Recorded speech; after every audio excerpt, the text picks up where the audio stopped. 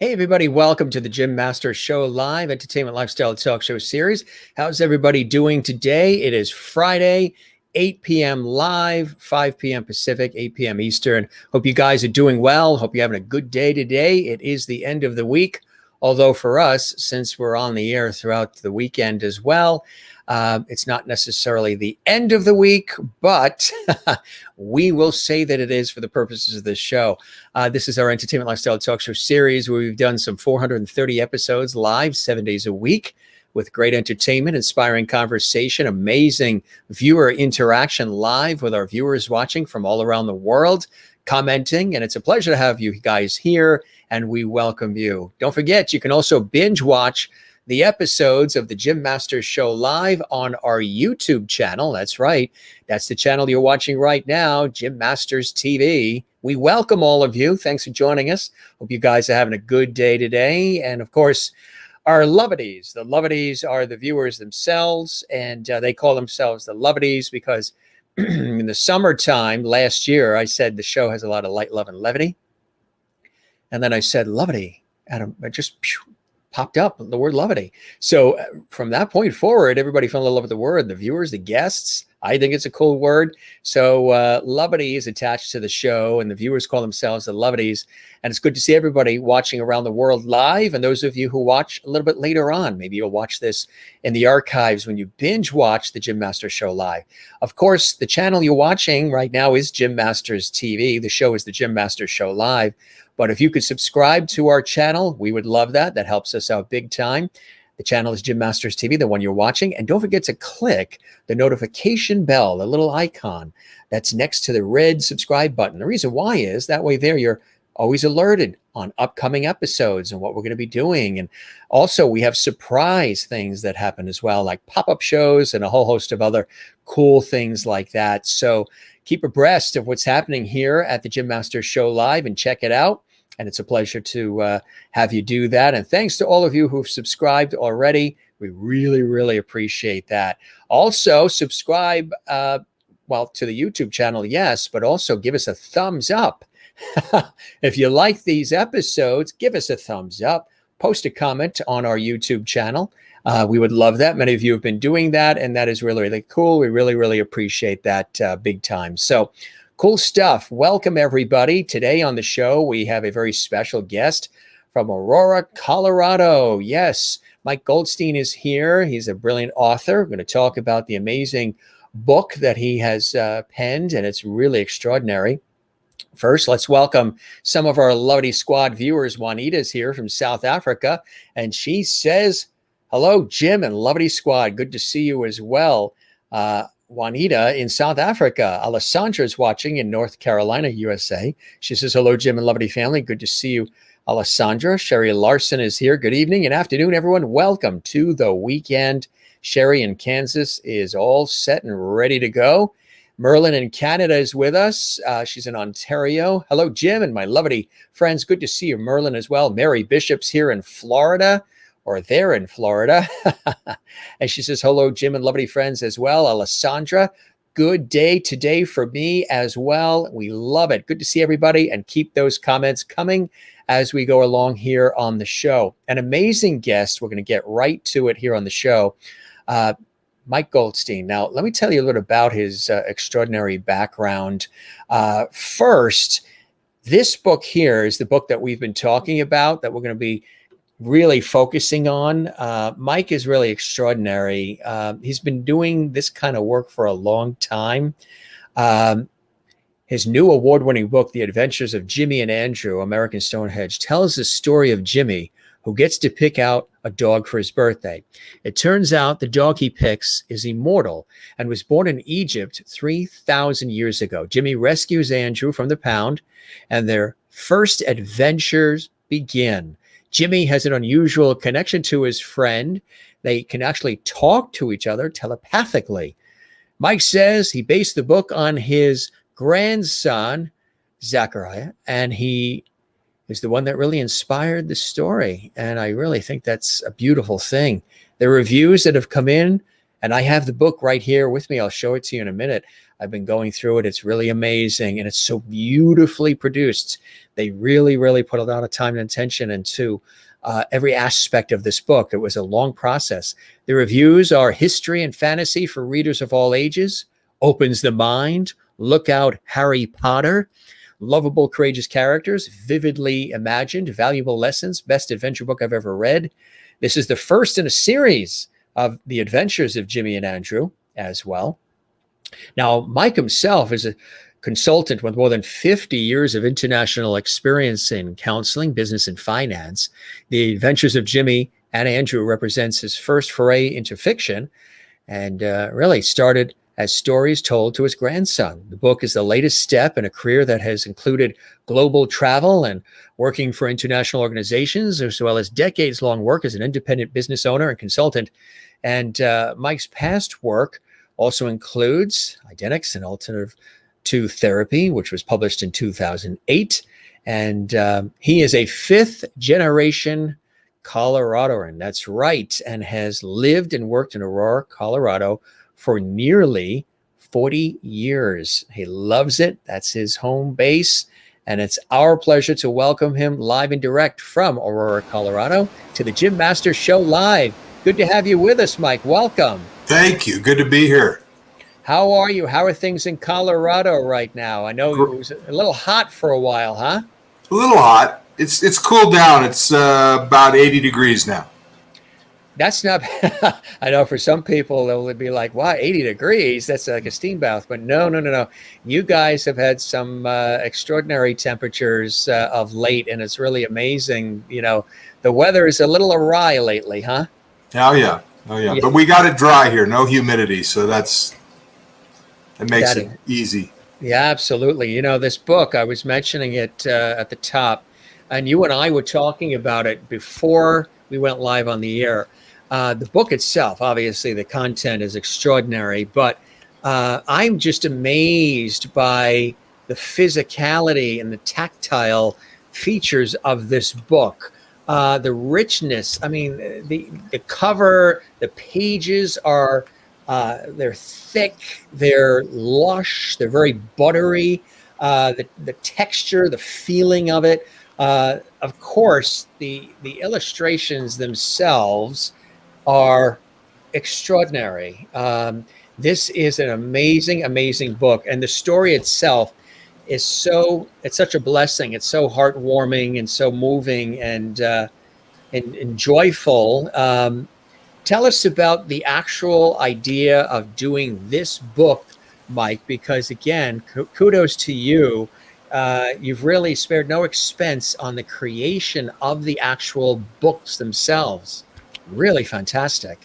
Well, I wanted to have something that really, it was a special story, so I wanted a special book, a special packaging, a special presentation of that story. And since one of the main reasons I wrote these books, or this book, and have done the series, is to get kids reading. And I always started that with my kids and my grandkids by reading to them. And a lot of grandparents and a lot of parents, that's how they start their kids. They start, and this is so important for kids to learn to read. And so in terms of the presentation, I wanted a book that I always pictured a parent or grandparent sitting with the child on their laps or children on their lap and just reading to them that way.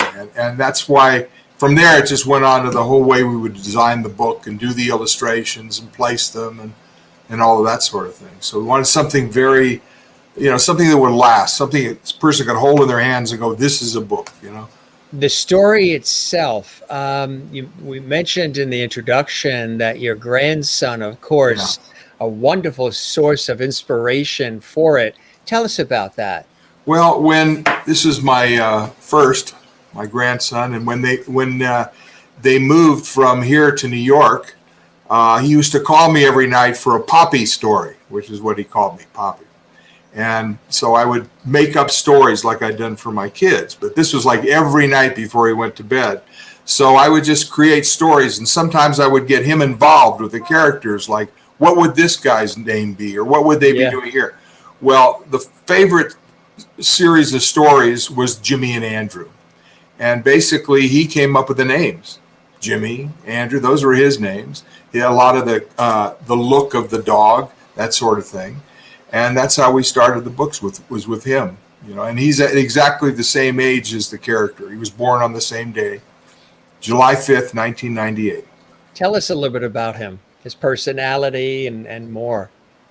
Well, I tried to base the character on him, on him, that kind of a, inquisitive, a child that just can't get enough of anything, just wants to know all, and bright. And so I just sort of based Jimmy on him. And Andrew, that was a little different. Andrew was based on a dog that we had when I was a kid. And my father used to always say when he would pick out a dog at the pound, it was always, he didn't pick it out, he let the dog pick him out. And that's what happened in the book. Jimmy picked Andrew out. And we had a dog that, an orange and black dog that my dad picked out that was very special, brilliant, almost could read your mind. And it seemed like he knew what you were thinking. So I kind of based the character on him. Well, actually, that was a she. Our dog was a she. It was Your Duchess. dog was. Yeah. But this is Andrew. That is fantastic. And there is the telepathic, like I said in the introduction, this telepathic ability and relationship between the two, huh? That's really a beautiful thing. This is one of the things about Andrew. Andrew was born 3,300 years ago in Egypt to a normal family of canines in an alley. And they were just normal dogs, but he can hear the thoughts of humans and canines. And he always had a sense from the very beginning there was something before all this, but he's been searching the world ever since to find others of his kind. And he can hear other humans and dog thoughts or canine thoughts, but some people can actually hear him. And he calls those hearing companions. He hasn't had too many of them over the centuries, but Jimmy's one, and Jimmy's a very special one. So they find out that they can hear each other and they speak telepathically. And that was a real challenge in writing the book, by the way. Yeah, tell us about that challenge. How did you tackle that and really make it happen? Because you made it happen beautifully. It's so realistic. Well, one of the things is I had to distinguish. There's so much telepathy that I wanted a way that you weren't always saying he heard, he said to him, or he thought to him, or this sort of thing. That sort of thing is beginnings in the book. But what I did was everything in the italics. The only time italics is used in this book is in telepathic communication. So what happens is in the beginning, you read it, the person reads it, and then it'll say things he thought to him or he said silently. But then as I get through several chapters, I don't have to do that anymore because people's eyes just know. Right. It's telepathy. And I never even have to mention it. They just know. And so it really separates it out. So then in designing the book, one of the things we had to do was find a print that was really easily readable, but that had an italics that was also readable. And then we surveyed these with people before we came up with the type that we were going to use in the book, to have the easiest type for people to read and see. And that's pretty much it. That's fantastic to actually survey people to get an idea of what they would enjoy. What was easier to read, yeah. Yeah, and it really is. I mean, the way that it is laid out is extraordinary. I don't know if folks can really see that probably a little bit back further. Um, I can't get over just the physical, the Well, tactile feeling of it. It's so like rich and well, buttery and meaty. why that's not, it's the coating on the pages. It's got a special coating. Yeah, If this was on regular paper, the book would be thicker. would be even And thicker. it's made it thinner. But if you took, they used to make World Book encyclopedias, the hard copies, this size. Yeah, And this is heavier than a hard copy. it is. It's because of the pages. And so then and then the coating gives it that slick, that feel, and and the illustrations just pop off the page. Now there's a whole story to that. Let's see if I can bring this in here.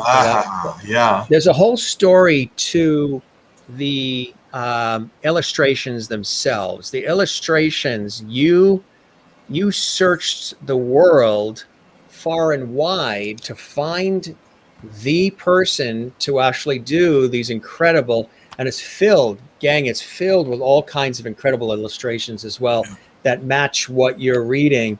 Tell us about that major search process to find just the right person, because I mentioned to you, and you said, Jim, yes, they actually are. I said they look like paintings, and you said they are all hand painted. Tell us about that and finding that person overseas actually to do the illustrations for the book.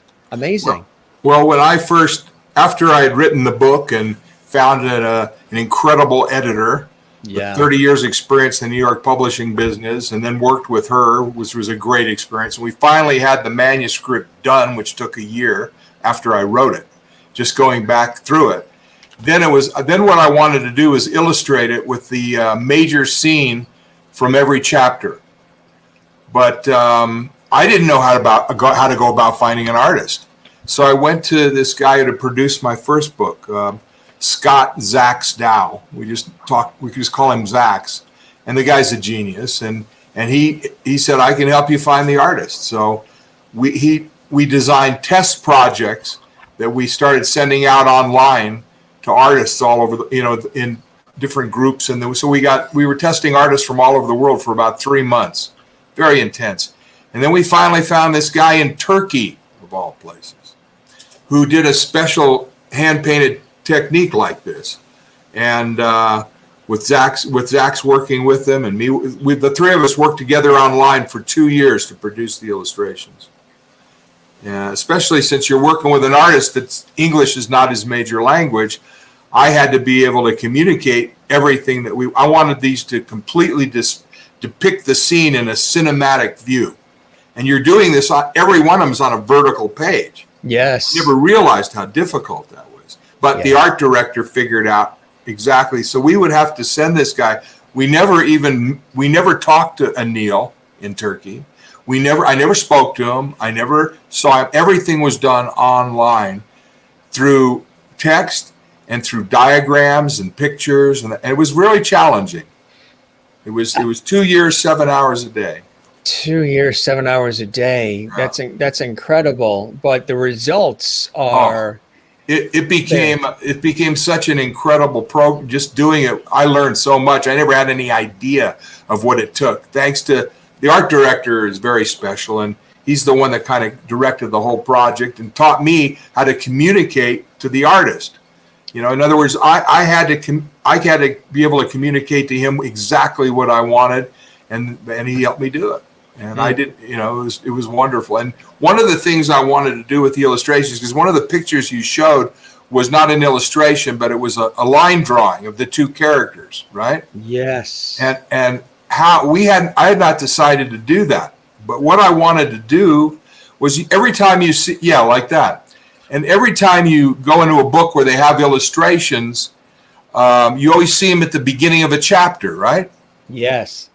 So, and I always hated that because it kind of, you see it up front, and you already, if it's something that you want to be surprised by, the guy already knows what it is. And then if you want to look at it, you have to keep flipping back to the front to see it. Right. So I wanted these illustrations to exactly depict the scene, every detail. And so I wanted to put them right across on the other page. Yes. So the person's reading the scene and they see it right there. It's almost like a graphic novel quality.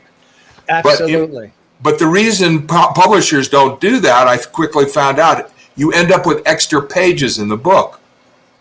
And we ended up with 16 extra pages, which we put the line drawings on. That's incredible. Yeah. That is incredible. Chris in Ireland is asking the book. The book is American Stonehenge. It's really, really incredible. And Mike Goldstein is the author who we're chatting with right now. The reviews, too. The reviews have been really amazing. I'm sure that's tickling your fancy a little bit, Mike, huh?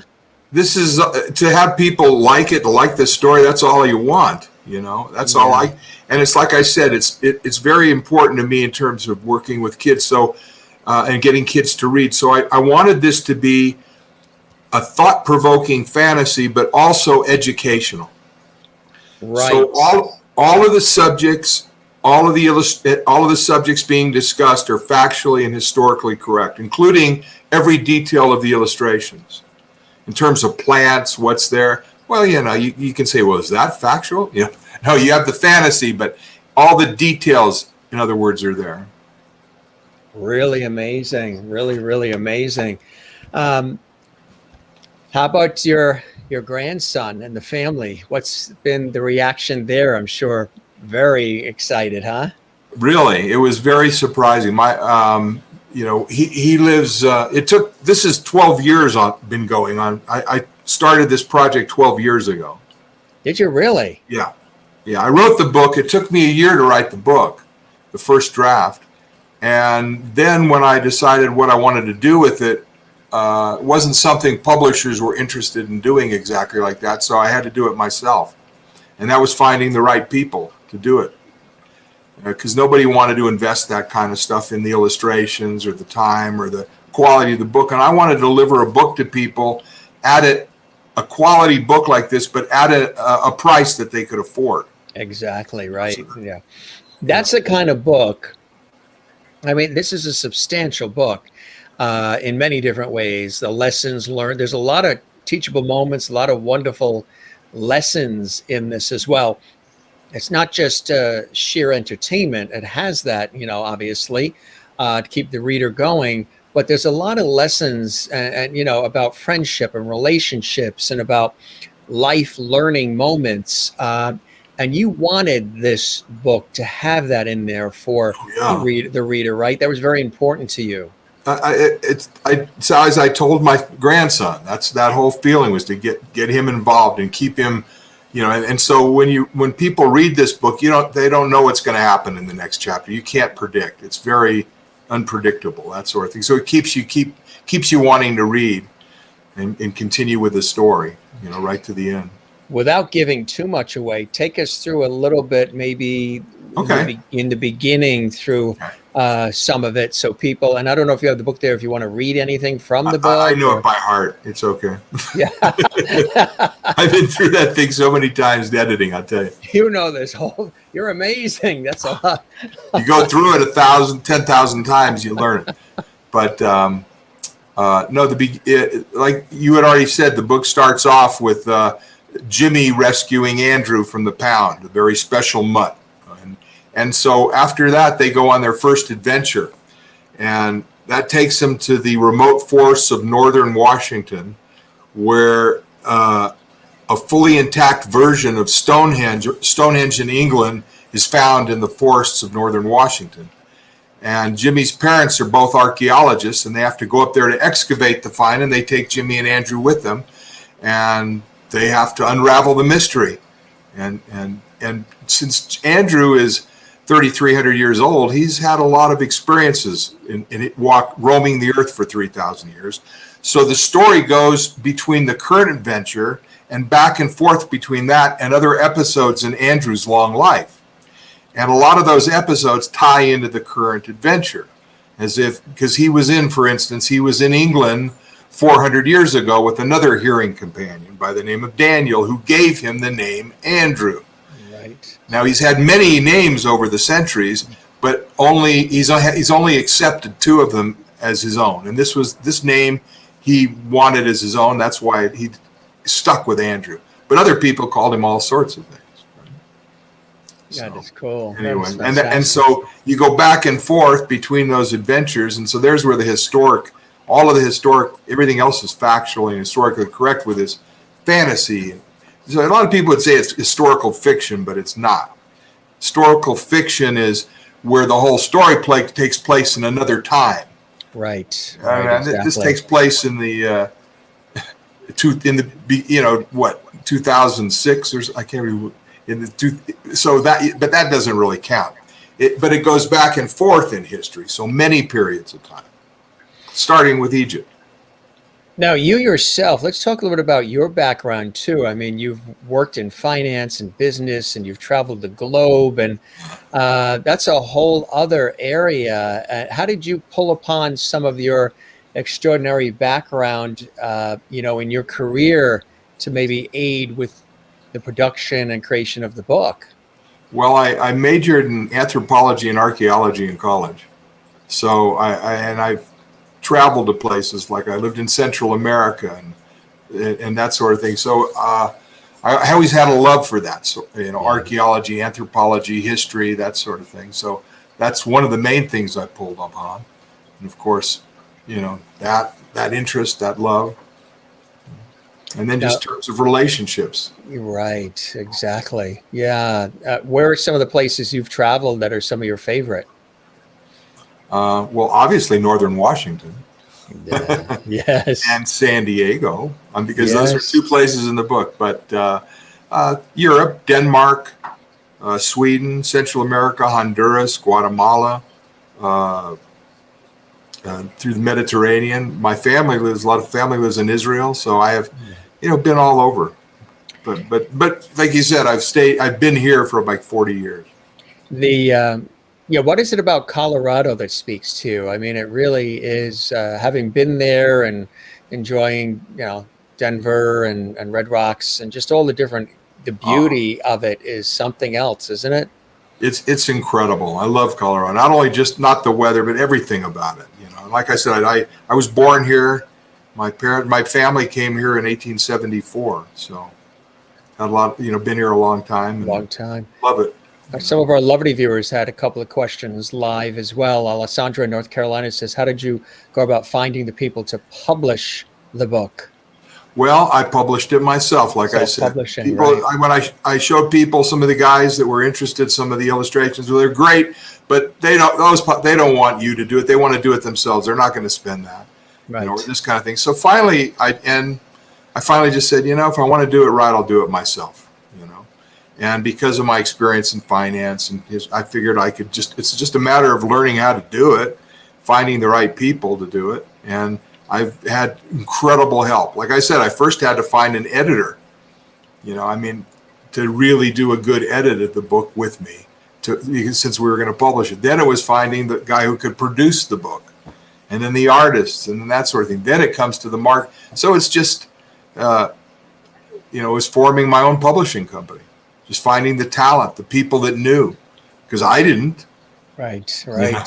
Surrounding yourself with the best is very important. Yes, finding people that really know that area and make them part of the team, and trusting them and letting them run with the ball. And letting them run with it, which is ideal. Is there a demographic that you're reaching with the book? Did you have that in mind when you wrote the book? Well, 9 to 90. Yes, I would say, words, yeah. I started with kids probably 9 years old and up to read it. It doesn't mean that kids younger couldn't, never put a limitation on anybody. It doesn't mean a bright kid 8 years old couldn't understand it all. But a lot of parents or grandparents that have read it, they read it to their kids that are younger, 6, and some people have written back, well, they don't necessarily understand it, but I can explain it to them. And then they're just engrossed in it. And then they want to know more. That's how my kids started reading. My wife and I reread to them. And then when they say, read me another, well, why don't you can do it yourself. And we sent our kids to Montessori. So they had good teachers that did that with them. And so my kids were reading, really young. And if a kid can read, especially after what we've been through this last year, it doesn't matter. They can educate themselves. They can learn anything if they can read. That's right. So if you want to get kids reading, you got to give them something to start with that's going to interest them. And that was what I was after with this book, something that really pulled kids in, but made them interested in history and all these other different subjects and that sort of thing. And the second book really gets into that. Well, a lot of people have said, look out Harry Potter, which is a compliment, in terms of just the way it's, shared with everybody in such a very profound way. Merlin, you sort of touched upon this already, Mike, but Merlin in Canada asked, where did you come up with the name of your book? Oh, American Stonehenge, or The Adventures of Jimmy and Aunt. American Stonehenge that's what they find in the forests is this duplicate of Stonehenge, and they name it American Stonehenge is what they're calling it. Exactly. It's an exact duplicate. So I had to make sure that all the descriptions in the book were exactly as Stonehenge was, when it was built, because this is intact. So it was a lot of research done on Stonehenge and that sort of thing.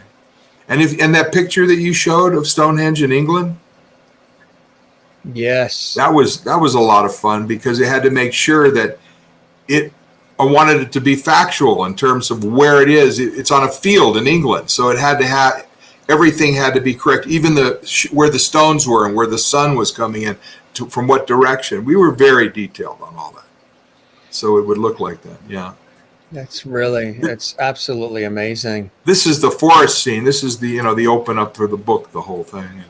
So when they find Stonehenge there, it's all covered with a weird kind of growth and that sort. And this was it. And this guy actually hand painted all these leaves. You zoom in there, it's incredible. Really? Yeah, you see these. They're actual. It's phenomenal. And when we asked him at first, when Zach's the art director said, "Well, could you do it in this color?" He says, "I'd prefer to do it that way rather than do it do it with drawings." So I'd never even thought of doing them colored like this. I always thought of black and white. But so he was the one that suggested really, making him pop with the color. I love the idea. It's just what he did, and that's what grabbed both of us, the art director and me, because no other artists were doing this technique. And plus, Zach's, the art director, is very familiar with all these things, so he helped even train the guy in the tools. The artist is a young guy, but so talented, as you can see. Yeah. So how does it feel to be an author? How does it feel to have added that to your repertoire? Because there's more coming down the pike too, you mentioned. Yeah, the next book is in the final stages of editing right now. And we know exactly how we're going to illustrate it, which is different than this one. And so each book is going to be a little bit different. It's not going to be a carbon copy of the one before, which is also what some of the publishers wanted to do. They wanted to package it up in such a way that you could just, sell them like the Hardy Boys series or something. It's not how they're written, What's really beautiful is the story of, the boy and his dog story, which is, such it really tugs at your heartstrings in so many different ways. Did you, while you were writing the book, did it transport you back to your own childhood in a certain way as well? Did you almost become Jimmy a little bit yourself? It's not really not like that for me. It's hard to explain. When I write, I just let it just comes out. I don't make outlines. I don't do outlines some of the agents and publishers wanted me to write a synopsis of, say, a book, second book, and I couldn't do it because I don't do that. I just sit down, and it just comes out. So I'm as surprised as the reader when I'm writing. That's why I love this so much, writing. It's one of the most incredible, fun things I've ever done. It's not work.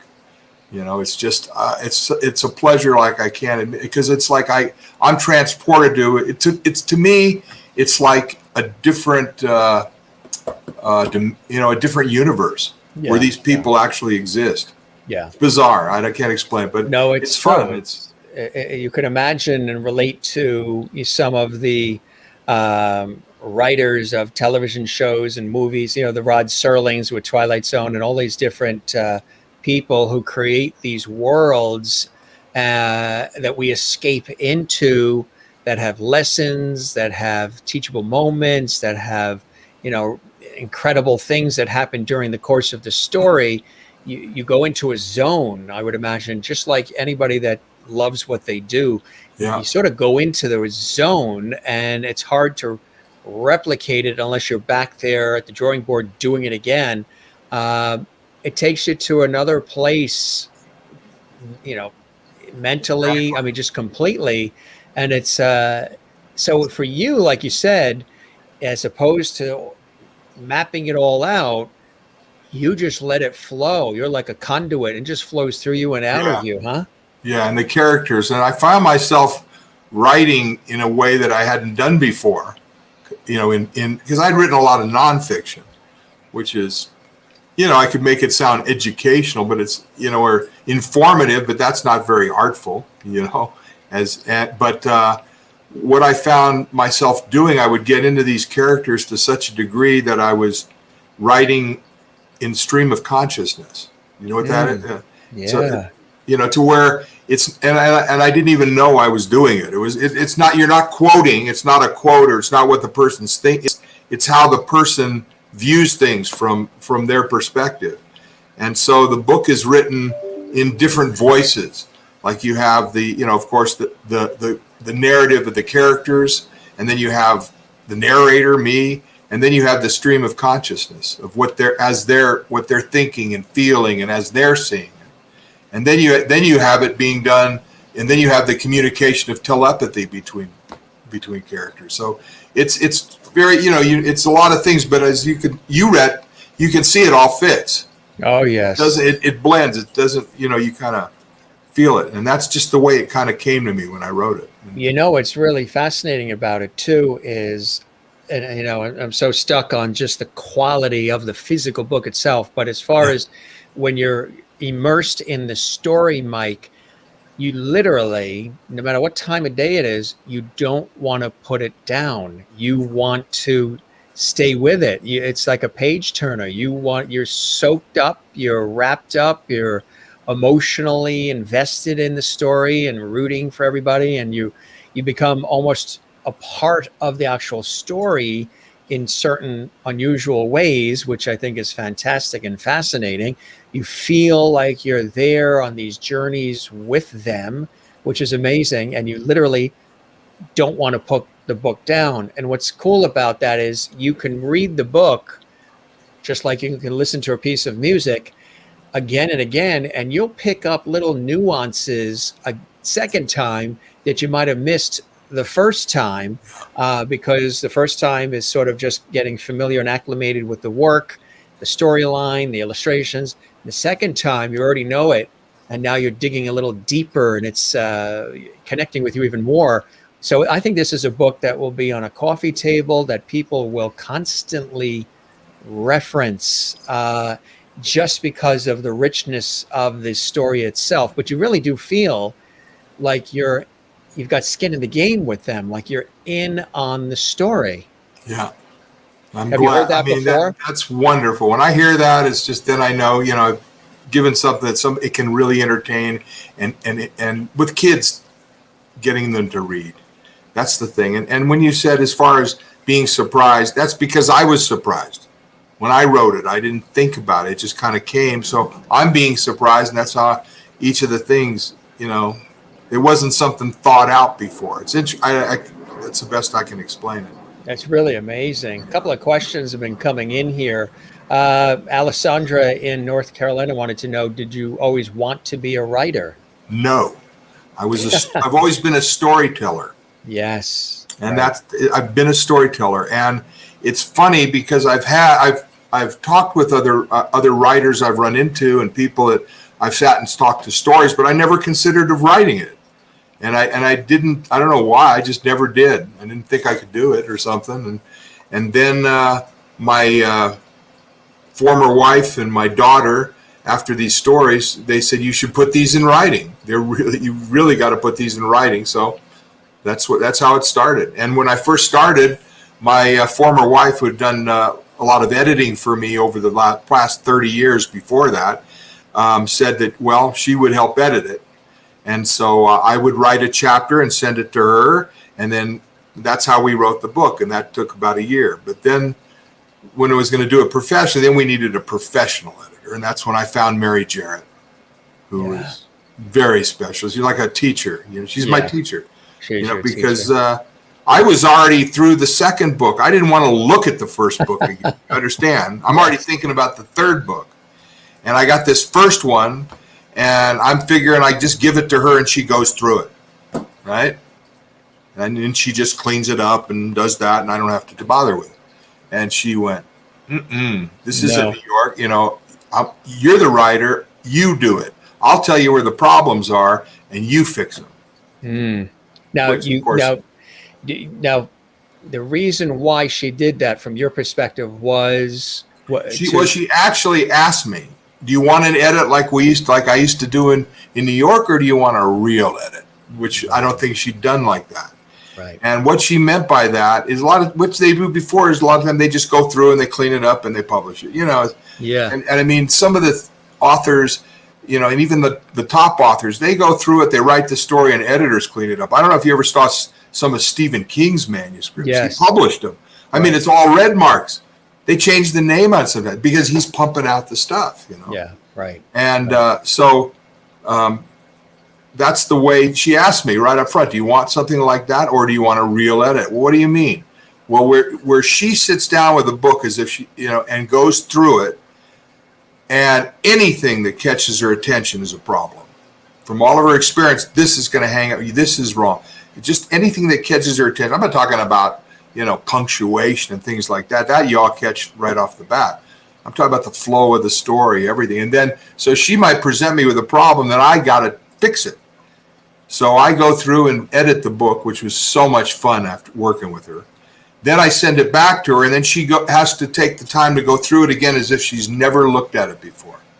Wow. And does the same thing. Now you forget, I went through this book. I had 4 different eyes on this over a period of time and went through it thousands of times. And when I did it with Mary, 5 times through. I send her the book, and I get it back all red. I couldn't believe it. But she was right. She was right. Little things made the whole flow. So that we went through it 5 times before she could go through that manuscript and nothing caught her attention. Then she says, "Okay, we're ready." That's incredible, isn't it? So you've learned a lot through the process as well. Well, I went from being a storyteller to a writer. Yeah. To be honest, I mean, really a fiction writer. Right. Because I wasn't before. I was a writer of nonfiction, and I was a good storyteller, but I wasn't a fiction writer. Not yet. A friend of mine, I've referenced this before on the show, screenwriter and writer of plays and all, and he would always wake up at I think 2, 3 in the morning, he said, and he would be his most creative at night when the house was quiet, when there was no phones ringing and there was no internet to deal with and nobody knocking on the door and the family's asleep.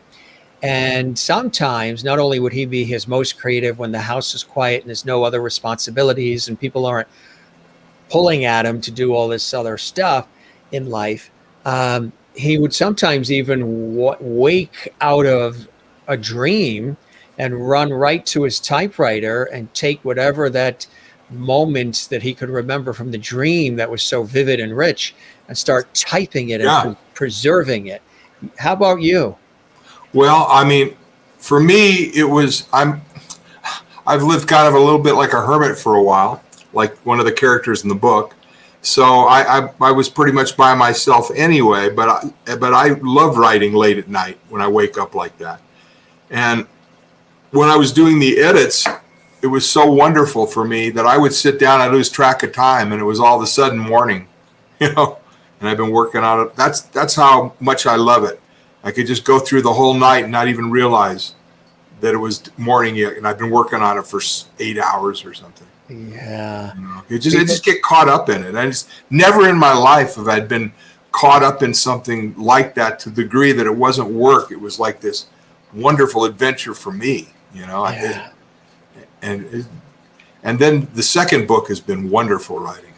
Second book is like American Stonehenge on steroids. So we're talking about the first book, but did you want to tease the second one at all? Because people are asking, also they're asking about where can I get this book? They want to order it already. Yeah, well, they can get it on Amazon, but they can also go to our website, which is jimmyandandrew.com. That's right. One word. And they can see there we have a 4-chapter free preview in print replica. And so it's a beautiful presentation of the first 4 chapters of the book. And really nice. And there's also all the information there. There's also Andrew's blog. Andrew speaks quite a bit about all this. He's very vocal. So a lot of the stuff that you'll see is coming from Andrew, so to speak. So he's got his own blog on there where he talks about the book from his perspective. That he wanted his story to be told, but he could have gone to a screenplay. It's been to a screenplay writer or something like that for the movie. But he felt that a book would be where the complete story could be told, and plus he had the interest in getting kids to read. So. Now, has there been talk about that? Of this becoming an animated feature or a movie or any of that? Yeah, I've been asked about it. I've thought about it. It would be, in fact, there was an actor. There's a character in the book by the name of Pete who has been living in the forest near that monument for about 40 years. He's a Vietnam veteran and has lived in a solitary cabin there for some 40 years, and he becomes very close with Jimmy and Andrew and a protector of them. And so there was a guy that I thought would be a great Pete, an actor, and I've written to him, about doing something like that. But one of the things I started thinking of, I saw one of these animated features with The Adventures of Tintin. Did you see that? Yeah. See the incredible animation? I was thinking that's the way I would like to see it animated like that. But if we do it, I want to do it to where it's exactly per the book. I want it just like the book, and I don't want to do it till we get it really out there. I want kids to read. You know what I'm saying? It's like that's the main thing. I want them to have that book and learn to read. So that can come later. Do you see it becoming non-animated too, kind of like the Harry Potter series of movies? That's the way I was picturing it, but then I saw that animation, where they look so real, but then you can do stuff that you couldn't quite, with Andrew, and I thought maybe that's the way to go. But we'll see. We definitely have what the characters look like. Alessandra is already saying in North Carolina, my granddaughter would love to watch it animated. Yeah, well, she would love you to read it to her while she sits on your lap. Yes, that's right. What she would love it. I guarantee that.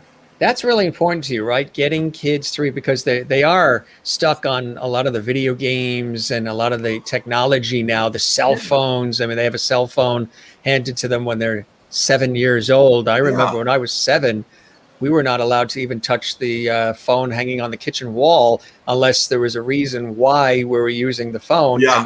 And you couldn't call. You couldn't make a collect call. Are you kidding me? That would cost like $10, $15. Oh my gosh! A collect call? Exactly. And then when I was a kid, we had party lines where you get on the phone and you hear somebody else talking, and you just be the way they had it set up. My mother's always be telling me, "Don't listen, hang up." And who was the operator? Lily Tomlin? No, they didn't have even. It wasn't that. It was just you were just crossed with certain lines. This was like in the 50s. I don't know. It was weird. That's funny. Funny. But you're right that kids, and I grew up in an age where kids didn't read, the 50s when we were the television generation. Television, yeah.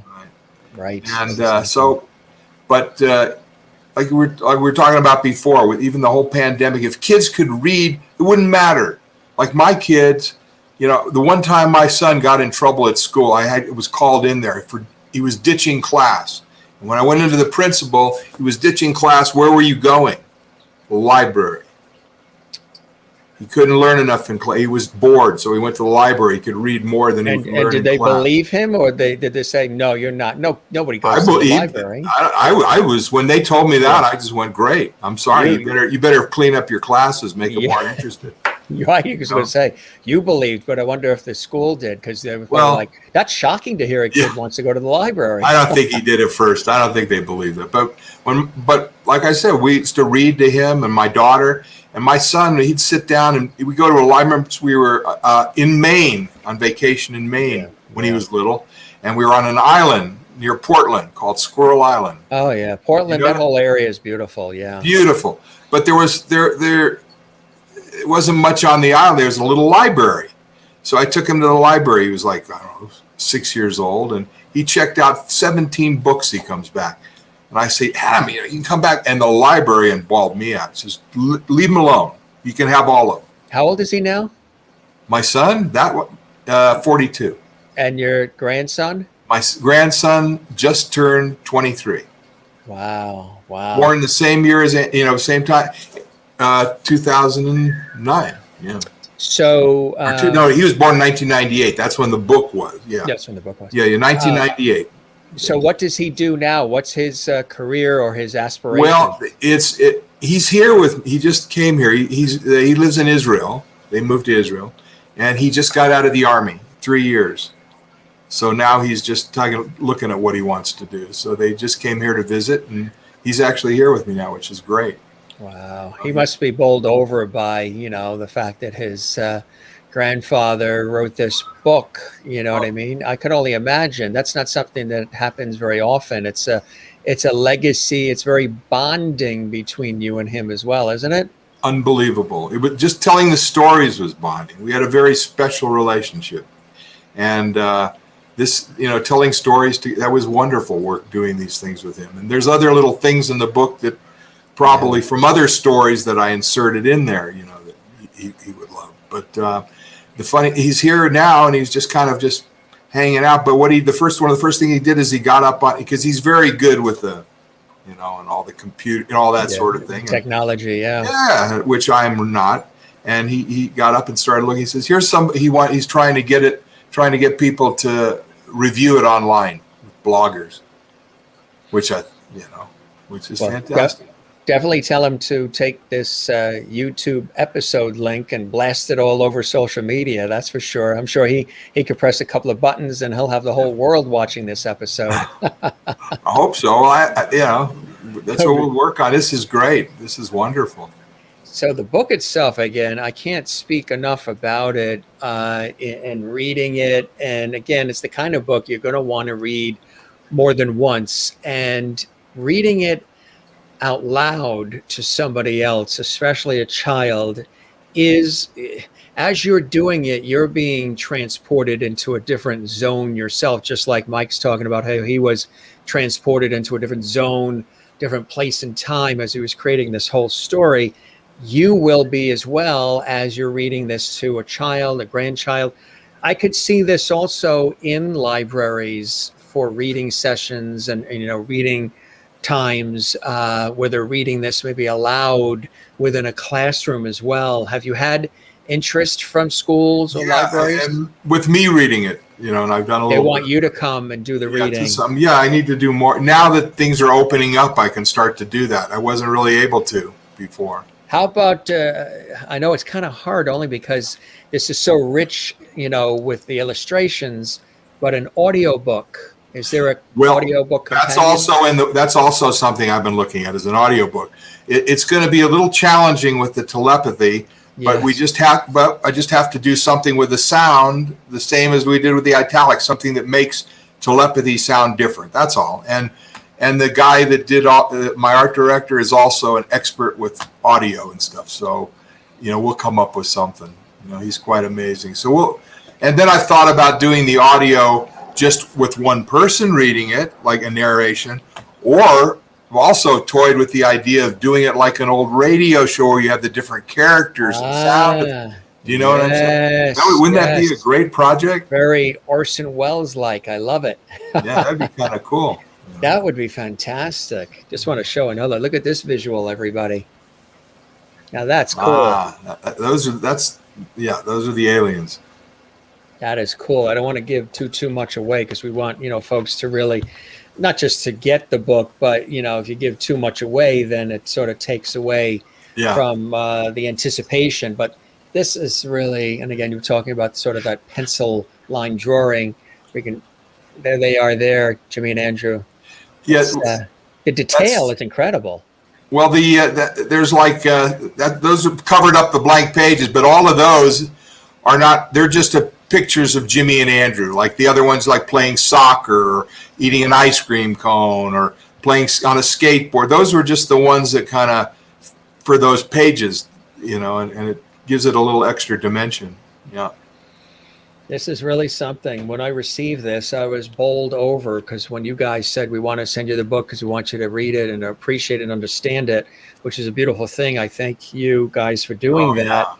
Yeah. When I opened it up, and just the way it was shipped, double wrapped, and it was like, it took months to figure that out. China was arriving. It was amazing. That was the hardest part, was trying to figure out how to package it because it weighs so much. Yeah. That if we were looking at boxes, but if you drop it on the corner, it damaged it. So I was standing on chairs with different packaging, dropping it onto the cement floor, and it would keep.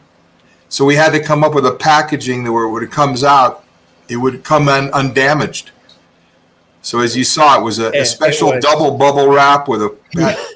We sent that to Turkey and back. And the packaging was all ripped, but the book was fine. Then we knew that we could ship it, But the book itself was intact. So even that, you thought of every aspect of it from top to bottom. You did a really, really bang-up job with it. Sherry Larson in Kansas, USA says, yes, please do an audio.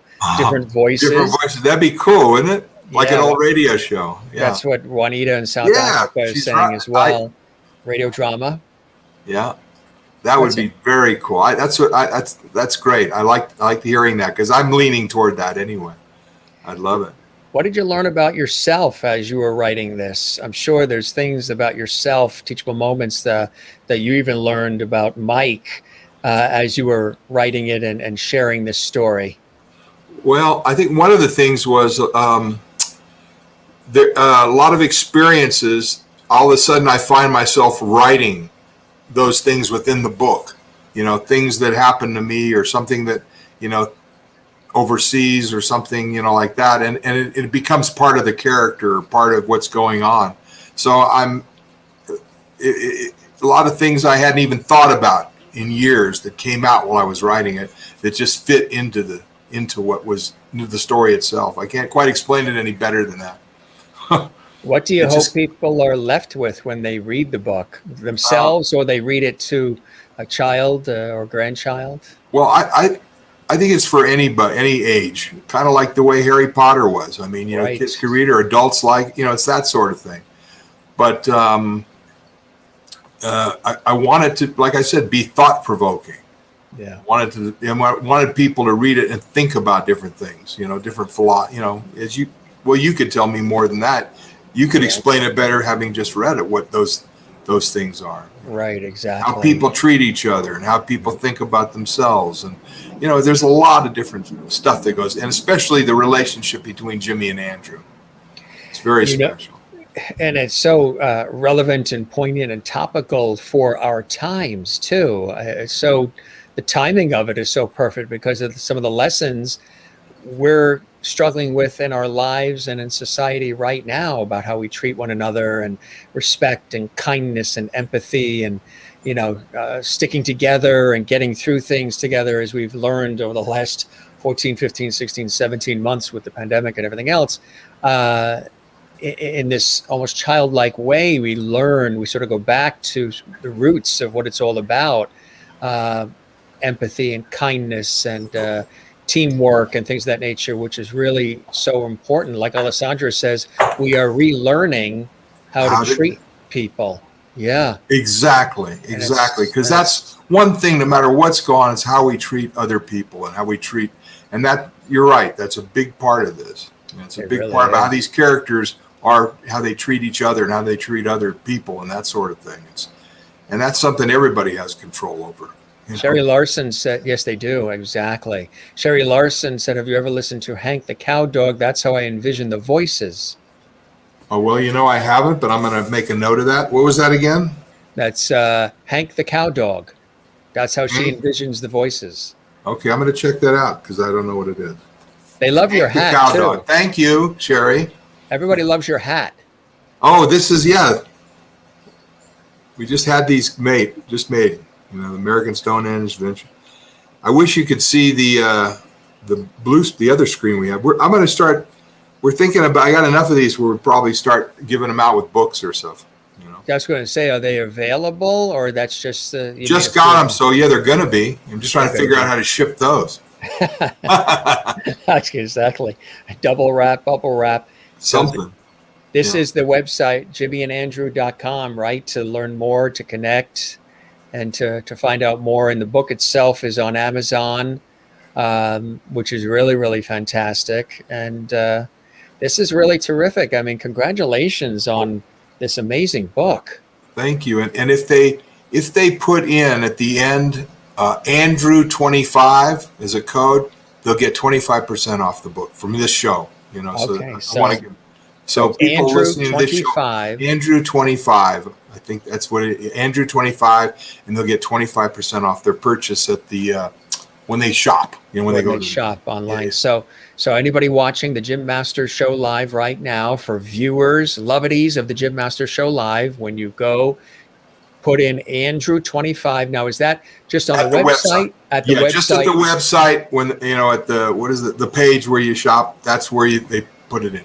So when you go to jimmyandandrew.com to order the book, the page where you do the shopping, Andrew 25, and of course Andrew is the spelling of Andrew. Yeah, either way, it can be lowercase, upper. It doesn't matter. It's not case sensitive, and then 25, and they'll get 25% off. 25% off, and they'll know that you saw it here on the Jim Masters Show live, which is cool.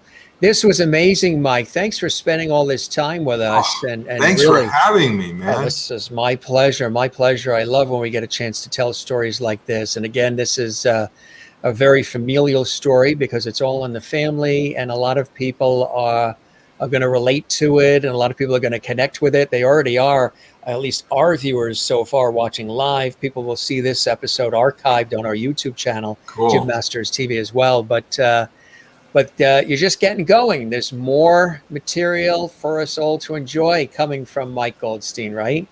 I sure hope so. I mean, I've got a lot of books in my head, so one at a time. And that's right, one at a time. Alessandra says, thank you for coming on. This was so wonderful. And Sherry Larson, don't forget, put in Andrew 25. You get 25% off as a viewer of the Jim Masters Show Live, something very special Mike is doing exclusively for us here for our show.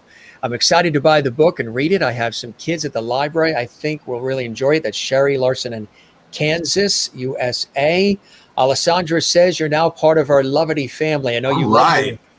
When I told Mike about the whole Lovity story, he says, Lovity, I love that word. That's perfect. Yeah. So he's part of the Lovities now. Mary in Florida says, thanks, Mike. Definitely want to get this book for my grandchildren. Good. So when you go to the website, Andrew 25, you get 25% off.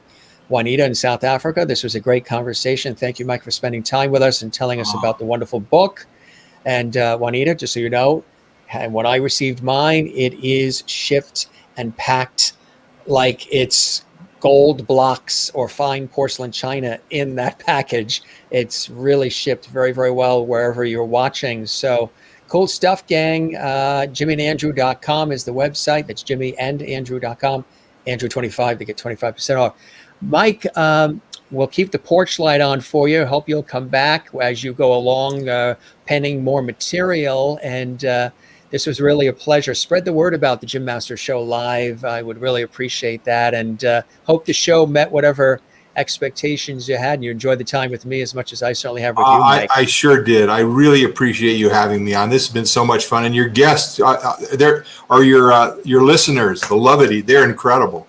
I've never, that's fantastic. Thank them. Thank you, all Yeah, of it. I like to. I'm a very, and even my professional work in TV radio, I'm a very viewer-centric, interactive person. So I like to bring people in. Because I think when it's a communal experience, we all benefit. I do, you do as the guests, the Yeah, viewers do. We all learn and we connect, and that's how we grow. So it's cool stuff, and that's how we do things on the show here. I So love it. I love it. my pleasure, my friend. You enjoy the rest of your night, and thanks for being with us. And again, best of luck with this book and everything else you've got up your sleeve, Mike. Okay. Thank you so much. Thanks. You're great. Thank you so much for having me on your show. I really appreciate it. Pleasure was all mine. We'll see you again soon. And as I say to all the guests, now go stretch those legs. Okay, Thanks, Jim. Mike. We'll see you again. Bye bye now.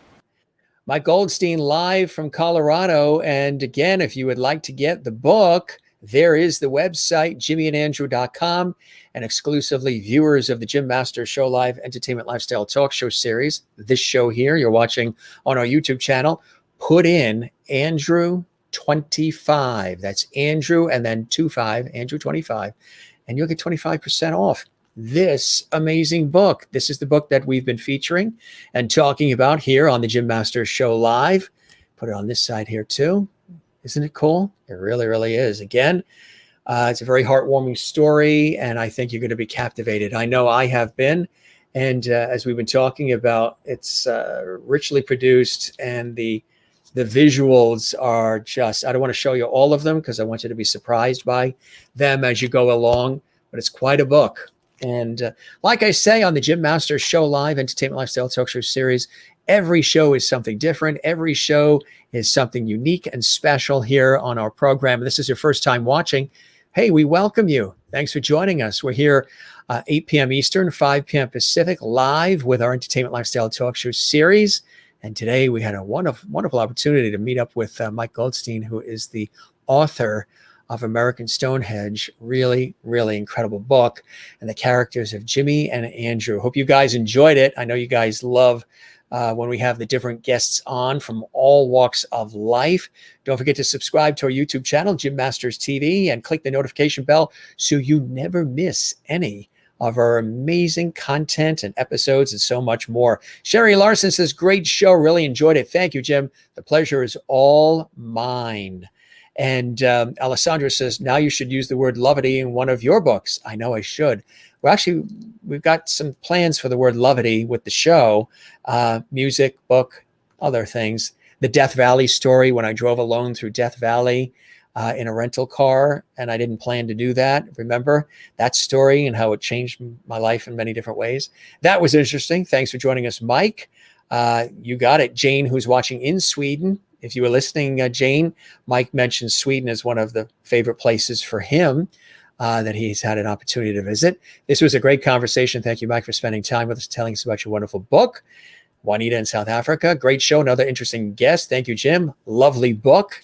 Absolutely. And it's something you really, sometimes it's hard to translate through the visuals here or even on television or anywhere else. You got to actually see it up close. When I opened up that package, I was just so blown away by the physical book itself and the time and attention that went into it. Night, Jim. Lovely family. See you all tomorrow night. Absolutely. Alessandra, great show, Jim. Jane in Sweden, and all of you. Thanks for joining us, everybody. We appreciate you being with us. Spread the word about our show. We've done 430 episodes live, 7 days a week. It's amazing. The Jim Masters Show Live and our YouTube channel, Jim Masters TV, a channel dedicated to entertaining, informing, educating, and inspiring with yours truly here, Jim Masters. That's our YouTube channel, Jim Masters TV. Subscribe and share it. Again, there's another shot of the book, American Stonehenge. Check that out as well. Taking a couple more comments here. Mary Bishop says, another great show. Mike was great. Good night, all. You too, Mary. And Jane, the same to you. Good night, all. Good night, King Lovety Jim. I'll take it. I love that. Thanks, gang. You guys are the best. A couple more things we always do before we sneak out. We always say, don't forget to smile. That's one of the best contagions you can have. Don't forget to share the levity. Find your Zen place. Mine is, of course, time with loving family and friends. Cycling, tennis, music, writing, gardening, sports, and the ocean. You got to drag me out of the ocean. We're here on the East Coast. In the Northeast, the ocean is always nearby.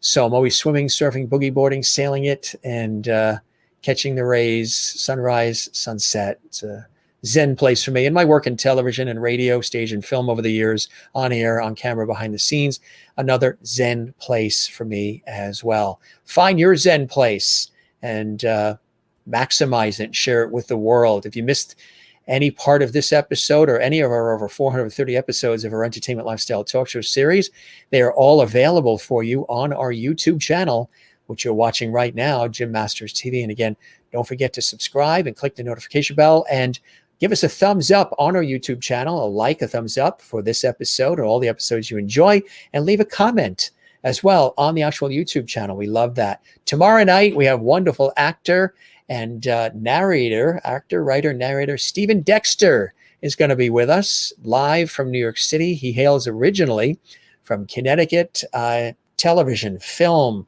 commercials, stage. He's done it all. He's all excited. He'll be with us for about an hour or so tomorrow. So join us. Stephen Dexter will be here tomorrow. It's going to be terrific. We thank again our special guest, Mike Goldstein, live and direct from Aurora, Colorado, joining us as my special guest here on the Jim Masters Show Live.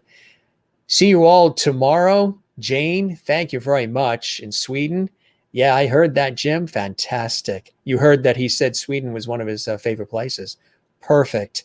And loving all the new visuals. Thank you, Juanita. We're working on all kinds of cool things behind the scenes that you'll see rolling out here. Now that we've reached our 1-year anniversary, there's some new things we're doing with the show, which is cool. And some of it you've probably spotted on our YouTube channel, a new look to our YouTube channel. And with our show as well coming soon. Night all, and have a great weekend, you as well. And we'll be back tomorrow night, 8 p.m. Eastern, 5 p.m. Pacific, with Stephen Dexter, live and direct from New York. Guys, you're the best. Thanks for being with us all around the world, whether you're watching live or you watch this later and you binge watch all of our episodes. We appreciate you guys being here, and it really means a lot. Continue to spread the word about our show. Tell everybody you know. Have a good night. Thanks for being with us. We love you all. Take care. See you again soon. Bye-bye.